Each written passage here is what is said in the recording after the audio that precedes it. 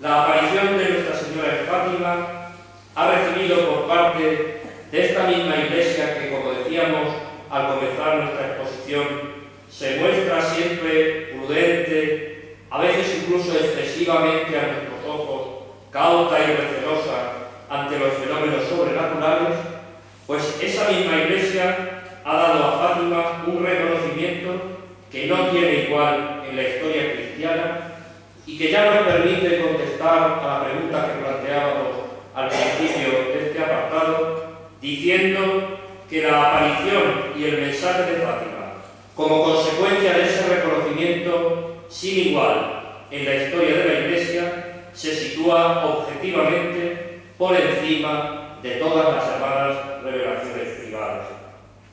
Todos los papas que se han sucedido han acreditado las apariciones con discursos oficiales, actos y peregrinaciones, evocando a menudo comparaciones bíblicas. Pablo VI sentía Fátima como un lugar escatológico. Llegó a decir que era como una repetición o una anunciación de una escena del final de los tiempos. El santuario portugués recibió 3 visitas de Juan Pablo II, quien allí beatificó a los 2 pastorcillos que murieron de niños, Francisco y Jacinta Barro. Por último, la tercera parte del secreto, que durante todo el siglo XX dio Pablo a voces apocalípticas, fue presentada por la Santa Sede con un sesgo oficial, con una intervención oficial que una vez más no tiene ni un solo precedente en la historia cristiana. En conclusión, el mensaje de Fátima no se puede reducir a un simple y no vinculante revelación privada, similar a otras muchas apariciones y experiencias sobrenaturales personales vividas por los místicos y los santos. No cabe reducir el mensaje de Fátima a una revelación privada más o a una aparición más. En primer lugar, porque los protagonistas no son esos místicos o santos que nos asombran en otros casos con las revelaciones que nos transmiten, sino unos niños corrientes que se les pide prácticamente aprender a leer y escribir para, de alguna manera, poder expresar aquello que estaban viviendo. En segundo lugar, porque la Virgen les confía un mensaje que tiene una mínima parte dirigida a ellos, pero que en sustancia se trata de un mensaje público dirigido al mundo a través de la Iglesia y a través de los representantes más altos de la Iglesia, como lo es el propio Romano Pontífice. Y segundo, porque, como ya hemos dicho, las apariciones de Fátima han sido oficializadas por la Iglesia de manera extraordinaria y por el tratamiento que la Iglesia ha dado al llamado tercer secreto. Mantenido en estricta reserva por la Santa Sede desde el pontificado de Pío XII, no dado a conocer en 1960, fecha indicada por la Virgen a Sor Lucía, y que finalmente se dijo publicado en la forma más solemne, en Fátima, ante el Papa y la Vidente, por el secretario de Estado Cardenal Sodano, y acompañado, un poco más tarde, con un comentario teológico del entonces Cardenal Ratzinger, prefecto de la Congregación para la Doctrina de la Fe. Ni existe un solo paralelismo, pienso por ejemplo ahora en el contenido de las apariciones de la Salet, que han estado durante prácticamente 150 años los interrogatorios originales perdidos en el archivo de la Congregación para la Doctrina de la Fe, entonces del Santo Oficio, y que no se han dado a conocer hasta hace apenas 2 o 3 años, que un investigador encontró el legajo cuando se pensaba que estaba prohibido, que estaba perdido. No hay ningún paralelismo en el tratamiento que han recibido otras apariciones, otras revelaciones privadas, con el que ha recibido la Virgen, el mensaje de Fátima. Por eso es imposible seguir hablando de una simple revelación o de la relativa importancia del mensaje. Objeción que se podría plantear, que si es que realmente se quiere dar más trascendencia de la que tiene a una mera revelación privada como lo sería la de Fátima. La respuesta ya la hemos anticipado. Cuando una revelación privada es ratificada públicamente por la Iglesia, aunque lógicamente con ello ni se pretende, ni se puede, ni se quiere obligar a los cristianos, sería una temeridad despreciar superficialmente el juicio que como sello de autenticidad a la Iglesia, y máxime cuando estamos hablando de unas revelaciones universalmente conocidas y cuya influencia en el pueblo fiel nunca ha escapado a la autoridad eclesiástica. La Santísima Virgen tiene una misión que Dios le ha dado, y Fátima no hace sino recordar y confirmar esta verdad en unos tiempos en los que el mundo se ha apartado de Dios y necesita convertirse. Y los cristianos necesitamos de una especial asistencia del cielo para mantenernos firmes en la fe y en la fidelidad a los mandamientos. Esa asistencia Dios nos la quiere dar por mediación de su mano. Y con ello pasamos al segundo bloque, a la segunda cuestión que nos planteábamos en torno al núcleo central del mensaje de Fátima. En primer lugar, creo que nos ayudará bastante entender el contexto histórico en el que tuvieron lugar las apariciones de Fátima y en el que luego se ha desarrollado el tiempo posterior a la recepción de aquel mensaje. Los hechos contemporáneos más señalados son: la sociedad humana presentaba en la primera parte del siglo XX,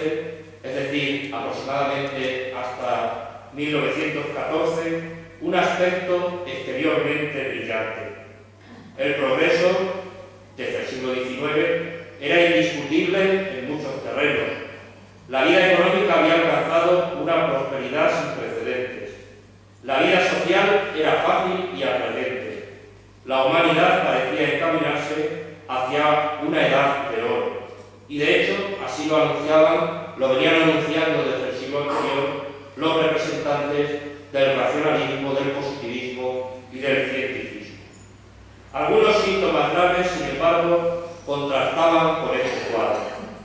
Es verdad que había miserias materiales y morales, pero la gran mayoría no le daban gran importancia. Muchos esperaban que la ciencia y el progreso acabarían por resolver todos los problemas.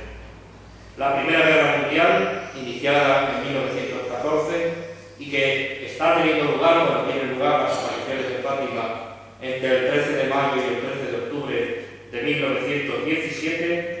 vino a poner un desmentido terrible a estas perspectivas.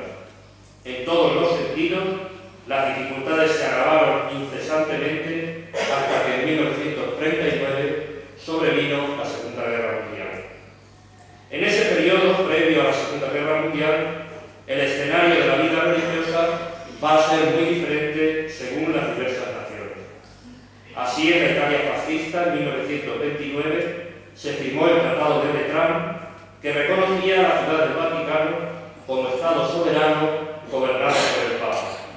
Y en Francia, que había comenzado el siglo con una serie de leyes que perseguían a la Iglesia, en cambio se llegó a un acuerdo diplomático concediendo a la Iglesia el uso de las catedrales y de las iglesias robadas por el Estado, que se obligaba a mantenerlas por cuenta suya. Por el contrario, en México la persecución abierta contra la Iglesia desembocó en la llamada Guerra de los Cristeros, nombre recibido por los combatientes católicos que se levantaron al grito de ¡Viva Cristo Rey!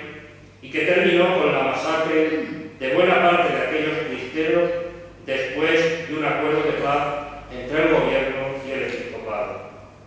Mientras tanto, en Europa Oriental, la hazaña antirreligiosa de Stalin condujo a la muerte o a los campos de concentración a millones de rusos, ucranianos, lituanos y ciudadanos de otros países anexados por la URSS y que se oponían al programa ateo del comunismo bolchevique.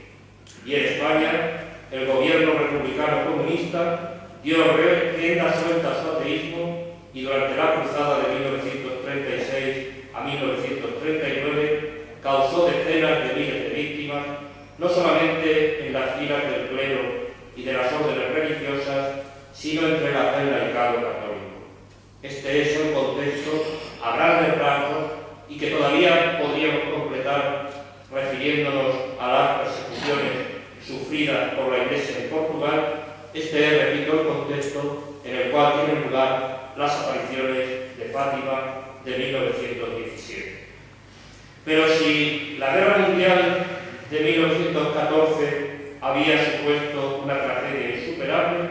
en realidad la de 1939 a 1945 la superó desde el punto de vista de la duración, de la universalidad, de la mortandad y de las ruinas que ocasionó. Ella nos deja paso a una nueva guerra aún peor bajo todo punto de vista. El fin de la Segunda Guerra Mundial y los acuerdos de Yalta trajeron una relativa paz a Occidente, pero sobre ese horizonte, sonriente en apariencia, se proyectaba la sombra de las persecuciones que sufría aún la Iglesia del Silencio, no solamente en la Unión Soviética, sino también en los países que después del conflicto mundial habían quedado bajo el yugo comunista, como Polonia, Hungría y Checoslovaquia. Las figuras de los cardenales Slipi y Seyfried, uno prisionero en las mazmorras soviéticas y el otro refugiado en la embajada norteamericana de Budapest después de varios años de cárcel, impedían que el silencio de la Iglesia ocultase por completo a la Iglesia del Silencio. ¿Y cuál es? Al no haberse realizado la conversión de los corazones ni la penitencia solicitada por Nuestra Señora como medio de aplacar la cólera de Dios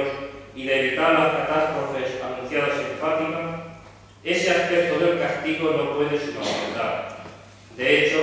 a las persecuciones citadas hay que añadir las emprendidas por el fanatismo musulmán en las regiones en que domina.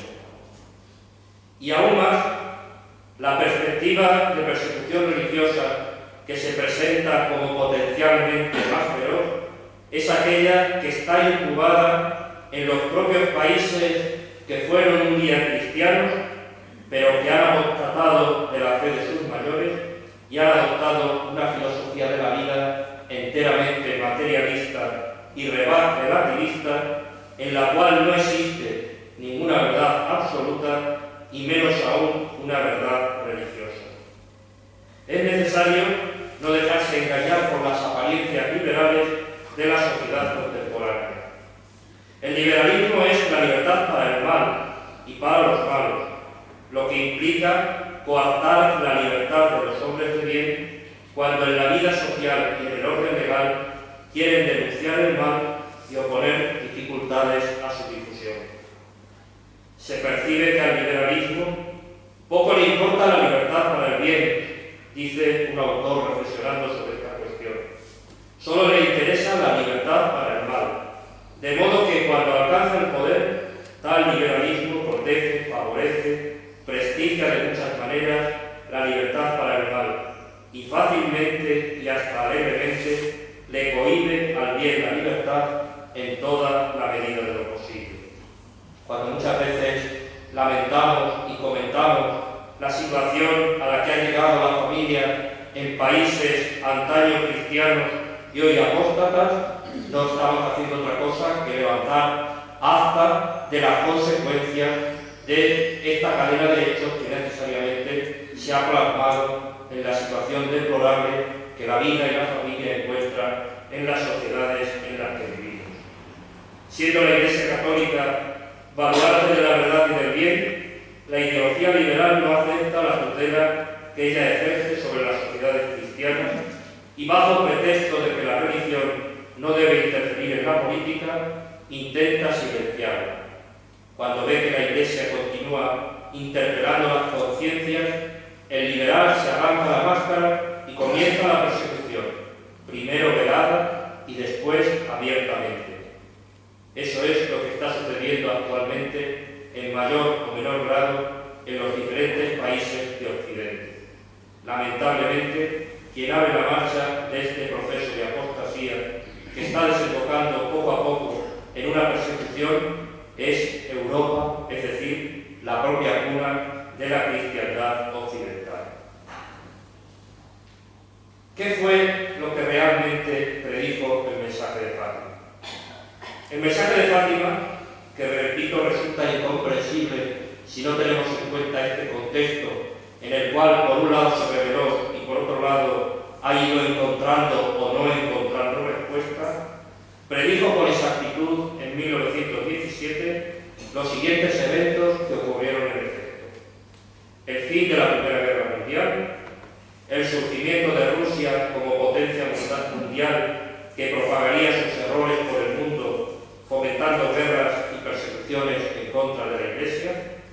la elección de un papa que sería llamado Pío XI y la advertencia de una luz extraña en el cielo nocturno, aviso de una Segunda Guerra Mundial.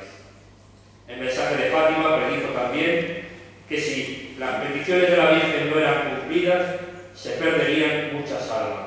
El Santo Padre tendría que sufrir mucho, aún habría más guerras y persecuciones en contra de la Iglesia y varias naciones serían aniquiladas. ¿Cuáles fueron esas peticiones? Nuestra Señora dijo en Fátima que Dios quería establecer en el mundo la devoción al Inmaculado Corazón de María. Por eso las apariciones de Fátima son inseparables de aquellas otras tenidas por Sor Lucía en Pontevedra y de otros escritos y revelaciones de ella en las cuales contempla y completa todo lo referente a la devoción al Corazón de María. Nuestra Señora dijo que muchas almas se salvarían del infierno y que el aniquilamiento de naciones se evitaría si a tiempo se establecía la devoción a su Inmaculado Corazón, principalmente a través de estos dos medios: la consagración de Rusia al Corazón Inmaculado de María en una ceremonia pública solemne hecha por el Papa y todos los obispos del mundo, que es evidente que hasta ahora no se ha llevado a cabo, y en segundo lugar la práctica de recibir la Sagrada Comunión, así como otros actos específicos de devoción en reparación por los pecados cometidos en contra de la Santísima Virgen los primeros sábados de 5 meses consecutivos, práctica conocida entre los católicos como la devoción de los primeros sábados. Y terminamos, por último, haciendo una referencia al papel esencial que corresponde a la familia en este panorama que hemos dibujado, tanto de oferta de salvación por parte de Dios utilizando a Nuestra Señora, como en cuanto a la respuesta por parte de nosotros. Si el elemento esencial de los mensajes de Nuestra Señora de Fátima, que además debemos complementar con las apariciones previas del Ángel de Portugal y las revelaciones recibidas posteriormente por Sor Lucía en torno al Corazón de María, si el elemento esencial es abrir los ojos de los hombres a la gravedad de esta crisis universal que hemos descrito apresuradamente, mostrarles su explicación a la luz de los planes de la providencia divina e indicar los medios necesarios para evitar la catástrofe, es evidente que en esa historia tiene que tener un lugar predominante la propia familia, puesto que la dignidad, los derechos y los deberes de la familia, establecida por Dios como célula básica de la sociedad, son tan antiguos como la humanidad y constituyen el gran elemento orgánico de la sociedad. Por eso, como decía el Papa Pío XII, Dios puso en el corazón del hombre y de la mujer como un instinto innato el amor conyugal, el amor paterno y materno, el amor filial. Y fíjense que todos los ataques a la vida, desde el primer instante de la concepción, como puede ser el aborto, hasta los ataques que rondan a los últimos momentos